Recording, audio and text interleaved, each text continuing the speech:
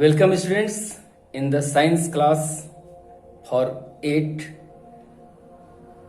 chapter 12 sound. Students, in this section we shall read about audible range of humans, music and noise, measurement of sound and noise pollution. So let's start the class. Audible range of humans. You know that vibrations can have different frequencies. Human ears cannot perceive the sounds of all possible frequencies of vibrations. The range of frequencies of vibration that a normal human ear can generally perceive is from 20 Hz to 20,000 Hz. Students, आपको पता है कि हमारे वातावरण में कई तरह के तरंग चलते रहते हैं, लेकिन ये सभी तरंग मनुष्य के कानों द्वारा ग्रहित नहीं किए जा सकते हैं और मनुष्य के कानों द्वारा ग्रहण करने की जो क्षमता है वह 20 हर्ट्ज से 20,000 हर्ट्ज के बीच की तरंगों को सुनने की क्षमता है। So sound of frequencies below 20 hertz are known as infrasound and are inaudible to human ears, and sounds of frequencies above 20,000 Hz are known as ultrasound and are also inaudible to human ears. Means it's clear that human ear can perceive sounds between 20 Hz to 20,000 Hz. यानी ना यह infrasonic sound को सुन सकता है, ना ही ultrasound को सुन सकता है। Thus 20 Hz to 20,000 Hz is known as audible range for human ears. However, there are a number of other animals which can listen different frequency ranges. Some of them are as dogs can hear as high as 40,000 Hz. Cats can hear between 100 Hz to 60,000 Hz. Elephants 1 Hz to 20,000 Hz. Grasshoppers can hear up to 50,000 Hz. Mice from 1,000 Hz to 1 lakh Hz. Dolphins up to at least 1 lakh Hz. Moth can hear between 1,000 Hz to 2,40,000 Hz. Even a human child at infancy can hear sound below 20 Hz. And in humans, the hearing ability reduce with aging. यानी अब हमने विभिन्न तरह के जंतुओं के द्वारा सुने जाने वाले फ्रीक्वेंसी के सीमाओं को देखा है। एक बच्चे के बारे में बताया गया कि एक बच्चा जो बहुत छोटा होता है उसकी भी क्षमता 20 हर्ट्ज से नीचे के आवाज़ को सुनने की होती है। इसलिए आपने देखा होगा जो छोटे बच्चे होते हैं वह कभी कभी डर जाते हैं और रोने लगते हैं, और इसका कारण यही होता है कि वह उन तरंगों को भी ग्रहण करते हैं जो हम नहीं ग्रहण कर सकते हैं, और जो तरंगे उनके लायक नहीं होती हैं वह उसको सुनकर भयभीत हो जाते हैं। Now music and noise. We talked about some musical instrument in the beginning of this chapter. All of us listen to a lot of music at television channels or from radio transmissions. Also, all of us are forced compulsorily to listen to a lot of noise from traffic on roads or plumber working in the next door house. Student, चूंकि हम अपने दैनिक जीवन में तरह तरह की आवाज़ों से रूबरू होते हैं, इनमें कुछ ऐसी आवाज़ें होती हैं जो हमारे कानों को अच्छी लगती हैं, हमारे मस्तिष्क को अच्छे लगते हैं, जबकि कुछ आवाज़ें ऐसी होती हैं जिन्हें हमारे कान सुनना पसंद नहीं करते हैं अथवा हमारे मस्तिष्क उसको ग्रहण करने में असहज महसूस करते हैं। और वे सारी चीज़ें जो हमारे कानों को अच्छी लगती हैं एक लयबद्ध होती हैं, सिस्टमेटिक होती हैं, इनको हम म्यूजिक कहेंगे। जबकि वो चीज़ें जो हमारे कानों के सुनने के लिए अग्रहित हैं, इरिटेटिंग रूप में होते हैं और ऐसे चीज़ जो हमारे कानों को नुकसान पहुंचाते हैं, हम उनको शोर के नाम से जानते हैं। क्योंकि शोर में क्या होता है कि कोई भी आवाज़ लयबद्ध नहीं होती है, सिस्टमेटिक नहीं होती है और इसलिए हमारे कान उसको अच्छी तरह से ग्रहण करने में असमर्थ हो जाते हैं और हमारा मस्तिष्क भी उस तरह के साउंड को सुनकर इरिटेट हो जाता है। If you are asked to differentiate between the music and noise, then what would be the most expected answer? Remember, there is a thin boundary line between music and noise. At times, music can become noise if a number of musical instruments are playing different tunes and simultaneously. Can you think of some similar situation? आपने देखा होगा कि जैसे हमने music की बात किया तो उसमें क्या था कि एक लयबद्ध तरीके से जब किसी वाद्य यंत्र को बजाया जाए या कोई व्यक्ति गाना गाए तो हमें अच्छा लगता है, तो कहते हैं ये संगीत अच्छा लग रहा है। लेकिन अगर यही वाद्य यंत्र जैसे तैसे या कई वाद्य यंत्र एक साथ बिना लयबद्ध रूप में बजाए जाए या कोई चिल्ला चिल्ला कर गाने लगे, लय में नहीं गाए, तो हम इसको शोर की संज्ञा देंगे। तो बस संगीत और शोर में इतना ही अंतर है कि संगीत में हर चीज एक सिस्टेमेटिकली लयबद्ध और प्लीजेंट होता है, जबकि इसके उलट अगर कोई आवाज़ बहुत ही उत्तेजक हो, काफ़ी असुखदायी हो और थका देने वाला हो तो हम उसे नॉइज की संज्ञा देंगे। एज हियर गिवन के soothing, pleasant and refreshing sounds are called musical sounds, while irritating, unpleasant and tiring sounds are called noise.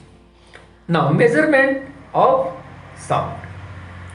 The SI unit for measuring the level of sound is decibel. Just to have a feel of what a decibel is, the approximate measurement of few sounds are. यानी ध्वनि को मापने का जो मात्रक है, हम इस मात्रक को ही डेसिबल के नाम से जानेंगे। जैसे आपने फ्रीक्वेंसी का क्या देखा, हर्ट्ज, या आपने एम्पलीट्यूड क्या देखा, मीटर। उसी तरह से ध्वनि को भी मापने का इकाई क्या हो गया, decibel. As there is a table given where level of sound produced by different object or activities has been given, in which we can get more information about different sources which produce different decibels sound. At first almost silence, अगर बिल्कुल चुप्पी हो, शांत हो, उस समय क्या होगा, जब कोई नॉइज या साउंड नहीं होगा तो वहां का डेसिबल कितना होगा, 0 डेसिबल। मेजरिंग इन अ क्वाइट लाइब्रेरी, अगर बहुत शांत पुस्तकालय में कोई बैठा हो तो वहाँ भी कुछ तरंगे मूव करती हैं, तो उसका डेसिबल 30 डेसिबल होता है। Normal conversation 90 to 70 decibel, telephone dial tone 80 decibel, city traffic 85 decibel if we are inside car and subway train if it is at its maximum speed will be 95 decibel. Car horn gives 110 decibel. DJ or rock or roll music produce 120 decibel, while jet engine or gun blast provides 140 decibel. Even the smallest exposure to a sound of 140 decibel causes immediate and permanent damage to human ears and give an actual pain. यानी अगर हम 140 decibel की आवाज तक को भी अगर सुने तो हमारा कान क्या हो सकता है, वह क्षतिग्रस्त हो सकता है और यह हमें दर्द भी प्रदान कर सकता है। So exposure to such sound is recommended. With hearing protection, the loudest possible sound can be 194 decibel. यानी आपने देखा होगा दिवाली के दिनों में जब आप पटाखे छोड़ते हैं या कोई आपका मित्र या घर के लोग पटाखे छोड़ते हैं तो आप क्या करते हैं, आप अपने कानों को बंद कर लेते हैं। यानी यह क्या दर्शाता है कि अगर बहुत अधिक तेज आवाज आ रही हो तो उस समय हम अपने कानों को बचा सकते हैं और इस तरह से हम अगर अपने कानों को ढक लेते हैं तो हम 194 डेसिबल तक के साउंड को सुनने की क्षमता रखते हैं। As given here something more, a combination of sounds of all different frequencies is called white noise. And for example 500 people in an auditorium talking together. किसी किसी पार्टी फंक्शन में आपने देखा होगा कि बहुत सारे लोग अलग अलग फ्रीक्वेंसी रेंज में बातें करते हैं, तो इस तरह उनके ऑडिएबल लेवल के जो भी फ्रीक्वेंसी लेवल हैं उस फ्रीक्वेंसी लेवल के संयोजन को ही हम वाइट नॉइज के नाम से जानेंगे। Now noise pollution. Noise pollution is the unwanted and displeasing human created sound that disrupt the environment. ध्वनि प्रदूषण क्या हुआ, वह अनिच्छित और डिस्प्लीजिंग मीन्स जो हमें खुश नहीं करे, नाखुश कर दे, अप्रसन्न करने वाले जो भी ध्वनियाँ होती हैं यह हमारे वातावरण को भी प्रभावित करते हैं. The word noise is derived from a Latin word noxia, which means I do harm, originally referring to nuisance, यानी मूर्खता. जैसे कि इसने अपने अर्थ को ही स्पष्ट कर दिया कि नॉइज का मतलब होता है आई डू हार्म. अगर कहीं शोर हो रहा है तो निश्चित वह हमें हार्म पहुंचाएगा और इसलिए हमें क्या करना चाहिए, हमें उन जगहों से बचना चाहिए जहां शोर शराबा हो रहा हो ताकि हम अपने कानों को बचा सकें. The main sources of noise pollution are means of transport including train and aircraft, close existence of residences and industries disturb the resident. आपने देखा होगा कि कोई ऐसे शहर या गांव का हिस्सा जो बहुत शोर शराबा भरा होता है, अक्सर सड़क के किनारे जिन लोगों का घर होता है या इंडस्ट्रीज इलाके में जिन लोगों का घर होता है, उन्हें इस तरह की समस्याओं का सामना करना पड़ता है. Besides these office equipments, factory machines, construction work, appliances, power tools, lighting, home and audio equipment system are also the various sources of noise pollution. The noise pollution affects both health and behavior. क्योंकि जब ज़्यादा शोर शराबा होता है तो आदमी क्या होता है, इरिटेट हो जाता है, जिसका प्रभाव उसके व्यवहार में भी दिखता है। यह स्वास्थ्य को तो प्रभावित करता ही है। It can cause annoyance and aggression, hypertension, high stress level, hearing loss, sleep disturbance and टाइनिटस।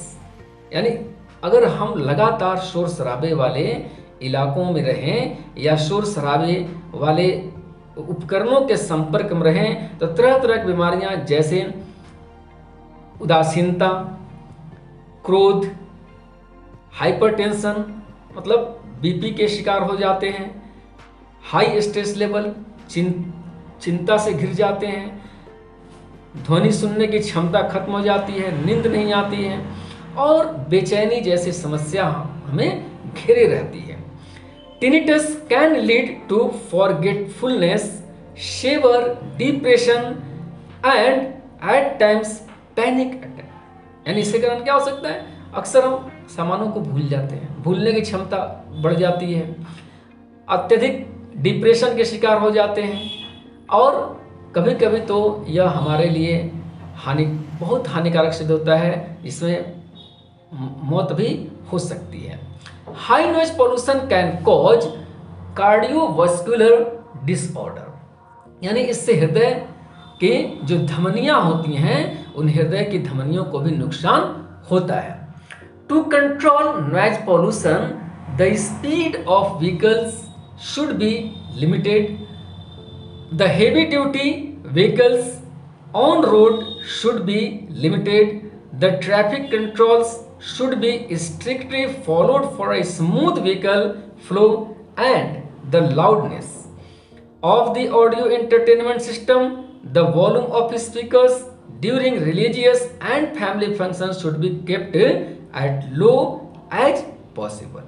बहुत बार हम देखते हैं कि जब हमारे घरों में फंक्शन होता है या आसपास जब कोई पूजा पाठ या दूसरे तरह के फंक्शंस होते हैं तो हम बहुत ज़ोर ज़ोर से स्पीकर को ऑन करते हैं, अपने ऑडियो सिस्टम को ऑन करते हैं और इससे हमें तो हानि होती ही, भले इसकी हानि हमें तुरंत पता ना चले, लॉन्ग टाइम के बाद पता चले, साथ में हमारे आसपास के जो लोग होते हैं उन्हें भी काफ़ी डिस्टर्बेंस हो जाता है। तो इसके लिए क्या करना होगा कि सबसे पहले तो पार्टी फंक्शंस में हमें अपने ऑडियो सिस्टम को इतना लिमिटेड करना होगा कि इसका आनंद हम ले सकें। साथ में सड़कों से गुजरने वाले जो हेवी ट्रैफिक्स होते हैं, जैसे बार बार किसी की आदत होती है कि वो हॉर्न बजा देता है, फिर बड़ी बड़ी गाड़ियाँ जो सड़कों से गुजरती हैं उनके शोर अलग होते हैं। कई बार जो इंडस्ट्रियल इलाकों में जो कारखाने होते हैं उनके मशीन बहुत अधिक आवाज़ करते हैं, सायरन्स आवाज़ करते हैं। तो इस तरह की चीज़ों से क्या होगा कि हमारा इन्वायरमेंट बहुत ही प्रदूषित होगा, इससे हमारे स्वास्थ्य पर एक बुरा प्रभाव पड़ता है और हम तरह तरह की बीमारियों के शिकार हो सकते हैं। तो हमें ज़रूरत है इन चीज़ों पर हम लगाम लगाएं और लोगों को जागरूक करें कि वह इस तरह के ध्वनि प्रदूषण से खुद को बचाए ही दूसरों को भी सुरक्षित करें। So students, now we will conclude this chapter and we will do the question answer. Thank you.